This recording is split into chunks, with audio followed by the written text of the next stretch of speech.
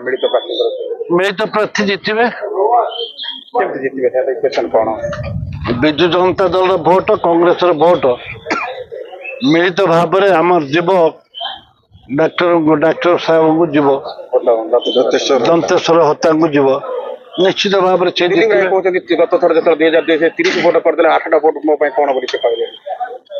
ସମୟ କହିବ। ସୋଫିଆ ଫିରଦୋଷ ଆସୁନାହାନ୍ତି, ବର୍ତ୍ତମାନ ବୈଠକକୁ ଆସୁନାହାନ୍ତି। ସେ କଂଗ୍ରେସ ଅସଜଡ଼ା ଲାଗୁଛି।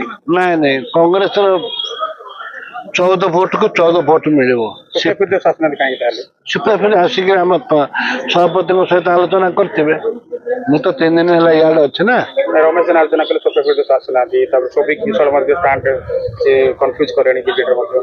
କେହି କନଫ୍ୟୁଜ ନାହିଁ, ସବୁ ନିଜ ନିଜ ଦଳର କଥାରେ ଭୋଟ ଦେବେ। ବୈଠକ ବି 4 ବିଧାୟକ ବି ଆସିଲେନି, ବୈଠକ ବି 4 ବିଧାୟକ ବି ଆସିନଥିଲେ। କୋଉଠି ବୈଠକ ହେଇଥିଲା କେବେ? 2 ଜଣ ଆସିନଥିଲେ, ପରେ ଆସିଲେ ରମେଶ ଜେନା ଆସିକି ଭେଟିଲେ ସୋଫିଆ ଏଇ ଯୋଉ ଏବେ ବର୍ତ୍ତମାନ ଯୋଉ ଅଙ୍କ କହୁଛନ୍ତି, ଯୋଉ ତାଙ୍କର ଦୃଢୋକ୍ତି ଦେଖଉଛନ୍ତି, ତାକୁ ନେଇକି କଣ କହିବେ? ଯୋଉ ବିଜେପି ବାଲା ଯୋଉ ଦୃଢୋକ୍ତି ଦେଖଉଛନ୍ତି ସେମାନେ ବିଜେପି ବାଲା ଯୋଉ କଥା କହୁଛନ୍ତି ସେ ହର୍ସ ରାଇଡର ଉପରେ ଘୋଡା ଚଢିବା ବେପାରରେ କହୁଛନ୍ତି, କିନ୍ତୁ କିଏ ବିକ୍ରି ହେଇଯିବ? କାଁ ମୁଣ୍ଡକୁ ବଦନାମ ପାଇଁ କିଏ ବିକିଦବ?